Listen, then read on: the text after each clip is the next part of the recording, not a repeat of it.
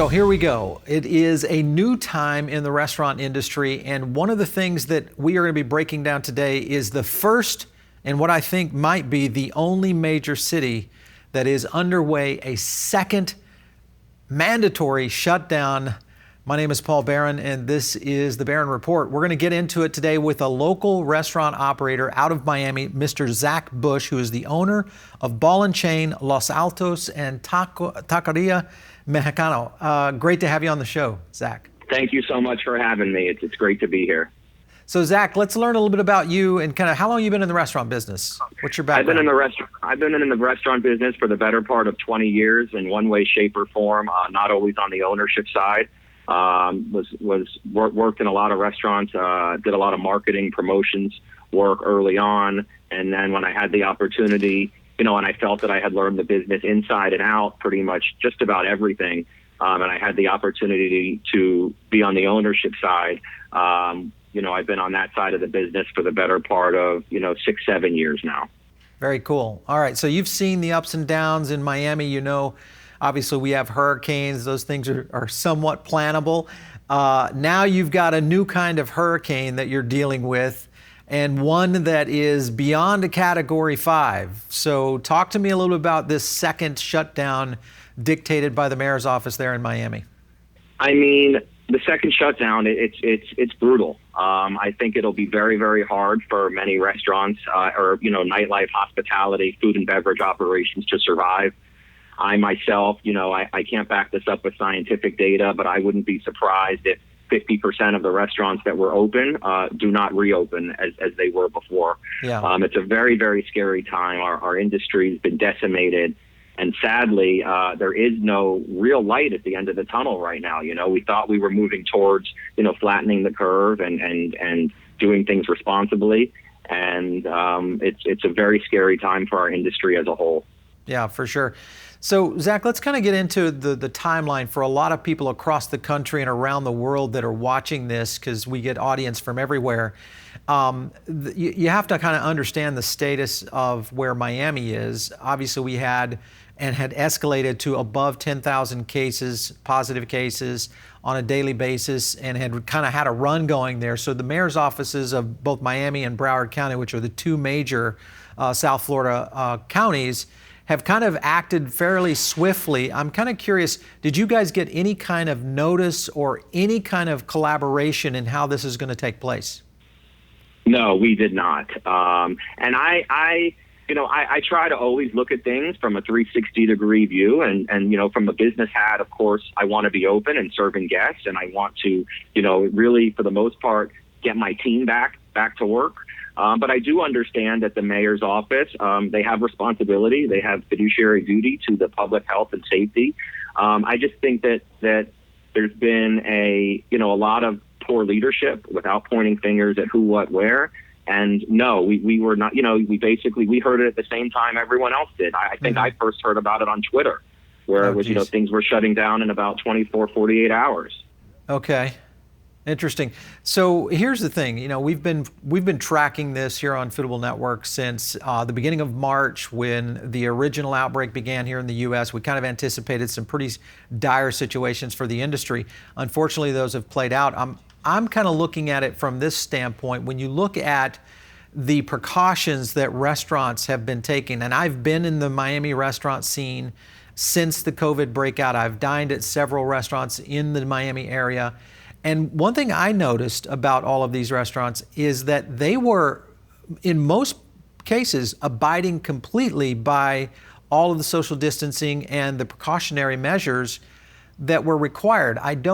Did they give you any kind of indication as to why the shutdown occurred and why the restaurant industry specifically was selected? No, I think it's quite unfortunate that the way that they handled it and the way that it was done.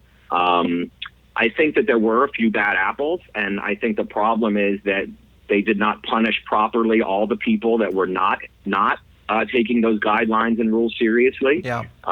And I think that it was a lack of enforcement against those bad apples. I know our venues, for one, I'm a perfect example. I have a suppressed immune system. Okay, so people with my condition have to be extra careful. So we, our establishments and our venues had gone above and beyond. And I do believe that over 90% or more of the restaurants and what I would see online via Instagram, social media, Twitter, we're taking it very, very seriously because our livelihoods depend on it. Yeah. Not just our incomes and how we're able to sustain, in this difficult time for businesses, but it's also a life and death situation.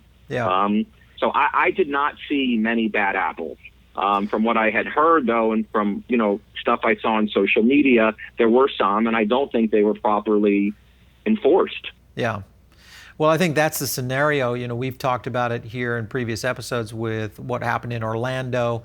The governor's office, obviously, here in the state of Florida, really pushing down hard on the really kind of the enforcement factor of taking your liquor license, which I think is that's a great equalizer quickly on any restaurant and bar that has the opportunity to lose a liquor license because they're very difficult to get.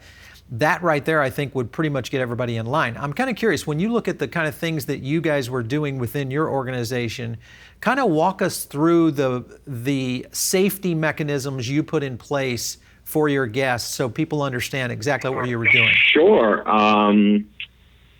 Basically, we went above and beyond. We were taking people's temperature, which is not normal, not required, but we wanted to take extra precaution. And, we were doing that. We had the traffic flow signs of telling people where to go, where to stand, make sure they were socially distanced in all parts of our venues. We were making sure that everyone, was wearing a mask, of course, when they came in, and was wearing a mask at any time when they were moving throughout the dining rooms. Of course, now that's changed a little bit for the second closure. Right. We put up the I'm blanking over the bar areas, even though the bars were out like of service. Like the sneeze guards? Yeah. Yeah, exactly. But, the plexi, surrounding the bars and all of the venues, even though the bars were closed, we removed the seating from the bars. So it didn't even become a point where someone might want to, hang out there. Yeah. And again, if nothing else, knowing that I have a suppressed immune system myself, it's if I want it to be safe enough for my guests, it also has to be safe enough for me, and vice versa. If I want it to be safe enough for me, I should take those same precautions for my guests. I can't have a venue open that I myself and my family would not go to. It's really plain and simple, and that was the smell test for us.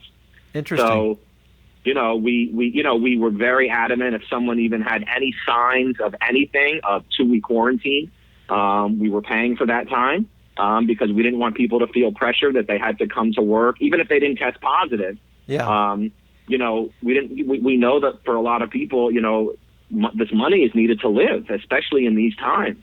So, even if you sneezed or had anything, whether you were positive or negative, you were mandatory quarantine. Of course, if your results came back, we still asked you to take the full 2 weeks just to be extra safe. There's a lot of unknown out there, but I do feel that the restaurant hospitality industry has been unfairly targeted without releasing data behind the spread. Mm-hmm. Again, I don't want to talk ill of any industry, whether it's gyms or this or that, but I mean, here they are rushing everyone back to school. They signed the order where all the schools have to open, but it's not safe. And those are for our children, but it's not safe for adults to go eat at a restaurant. It's there is a lot of head scratching. Now, again, as far as where local governments are coming from, I agree they have to do something, okay? Because I think today in Dade County alone, the test positive rate had jumped to 26% or slightly above it, which is insane.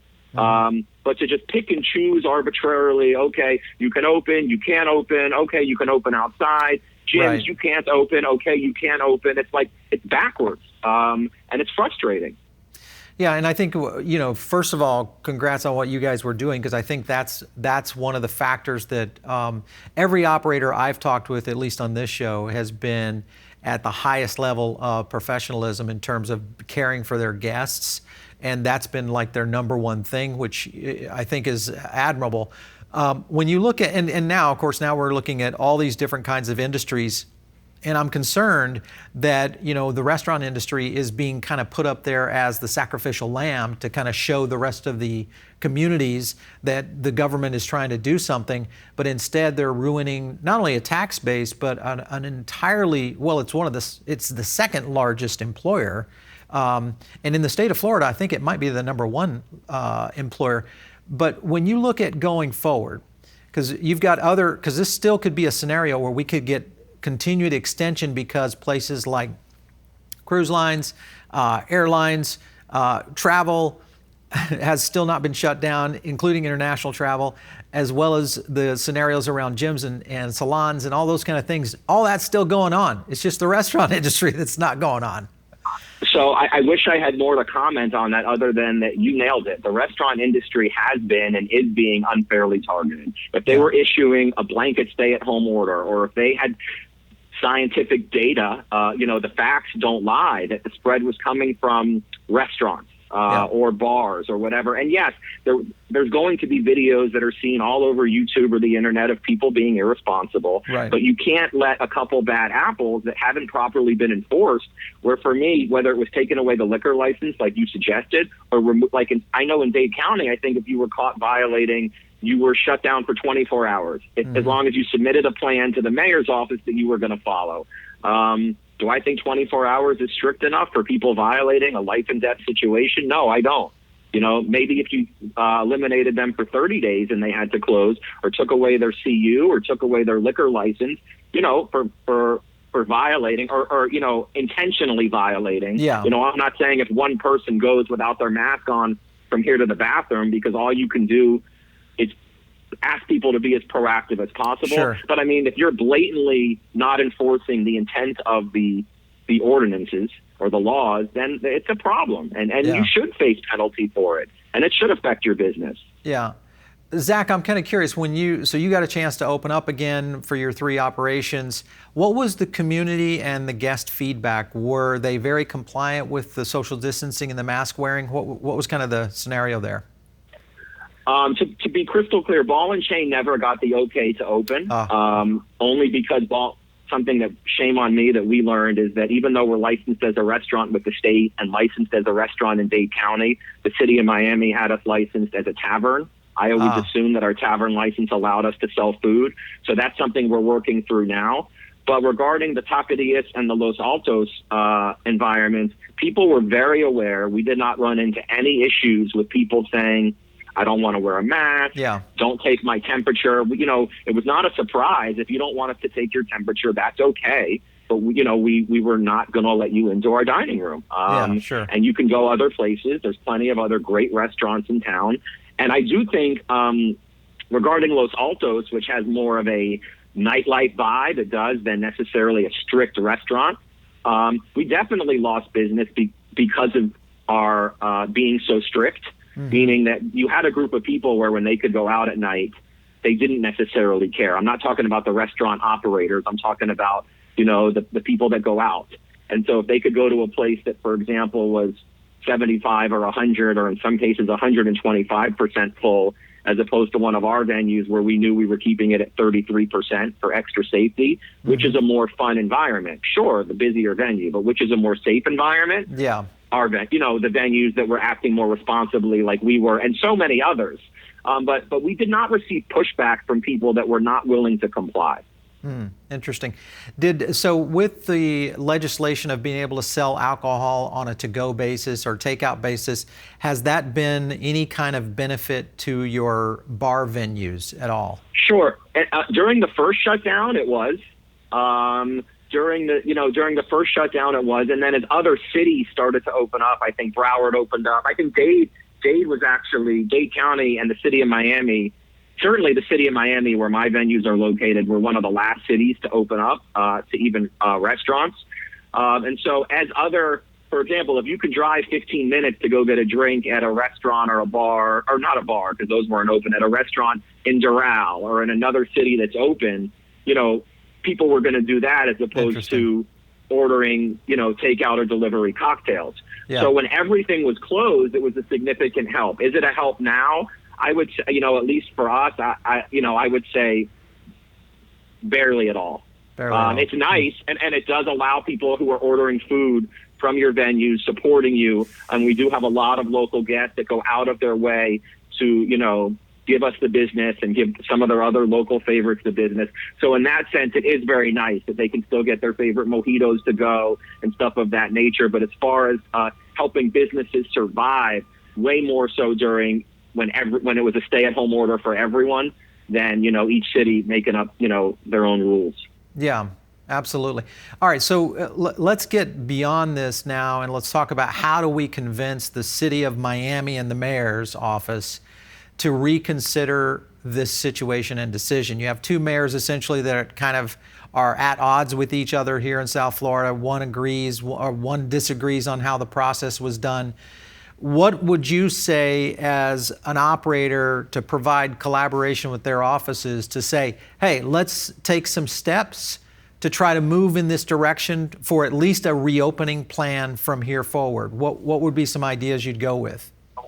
I know there is a big rally being held on Friday, I believe, and I know because I keep getting text messages and whatever. I will not be there only because I avoid any sort of large groups right now at all. Yeah. But here's the thing, is that I know, strictly speaking, with the city of Miami, where my venues are located, even though I believe the county mayor takes precedence over the city, I believe, the city of Miami mayor knows very well that restaurants want to be open. Sure. So anyone claiming that he is unaware of it or didn't, hasn't had the right dialogue, it's smoke and mirrors. He very well knows that the restaurants are being hurt. He very well knows that the industry overall is hospitality, especially in, South Florida, Miami Beach.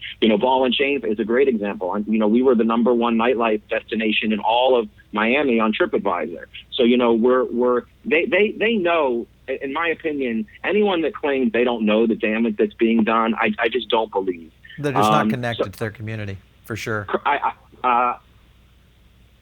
You said it, not me, but I wholeheartedly agree. It's the truth. It's really a shame because there are plenty of people. Look, Ball and Chain, when we thought we could originally reopen, we hired back about 90 people. 90 people in the community. That again, once the city said no, you're a tavern, you're not a restaurant. So we brought them back, trained them for 3 days, went to reopen, had to lay them all back off. Now with the second shutdown, we've had to make more cutbacks. PPP was great and an amazing, helpful hand during the first shutdown, but right now it's not there.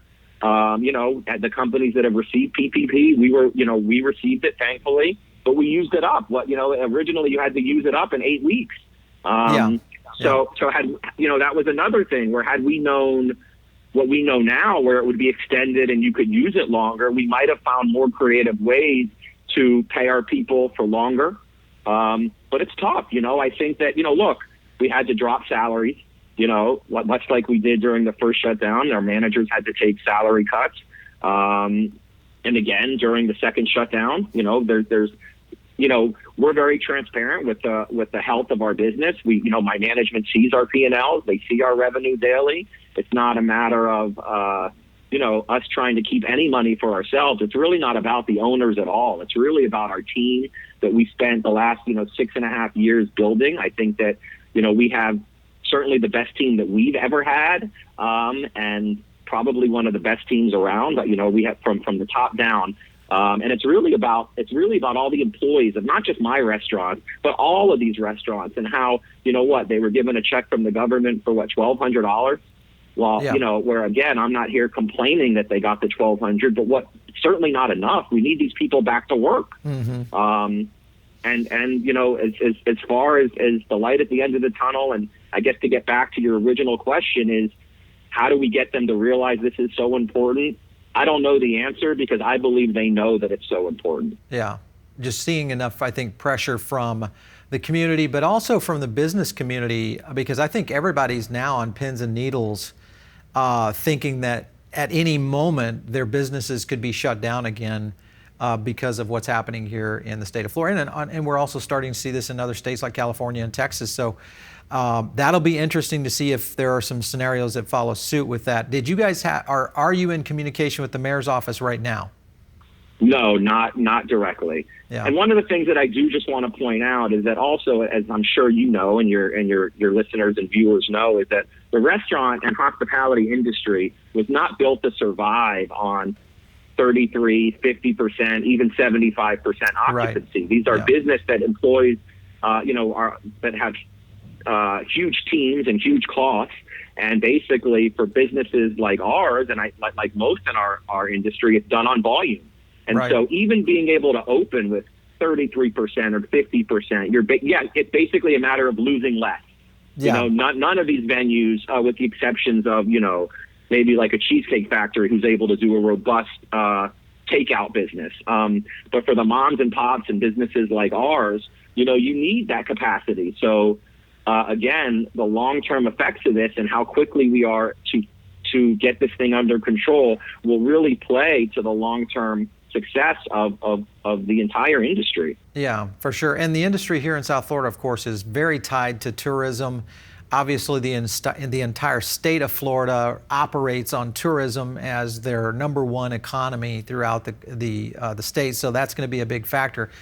Josh, I want to Zach, I want to kind of get into where you think this is going. So obviously you guys have been hit the hardest, being Miami with 2 shutdowns. Do you think the restaurant industry can make it another year with this sporadic, scenario, or do you see a completely decimated landscape a year from now if things don't change? I think I wish I knew the answer to that. We were scheduled to open 2 to 3 new venues in the next 12 months. One of them is completely on ice now. Another one's on ice, and another one we're moving forward with permits and stuff, but we still might shift the concept. I think the best answer to your question is I believe where we're heading now is completely unknown. Yeah. My guess is that the city and the county are going to be extra careful this time prior to opening up. I think originally the county mayor said he would let restaurants reopen when we got to a 5% test positive. And then I was told orally by someone today, actually, that he's now changed it to 10%. I don't know which is which. I had seen 5% in writing. I don't know if the 10% is switched or not. But I think they will be extra careful now, much like New York City was. And I don't think it's going to be as haphazard as it was maybe prior. I think they realized the suffering of open, close, open, close, open, close. And so my personal belief is that we're looking at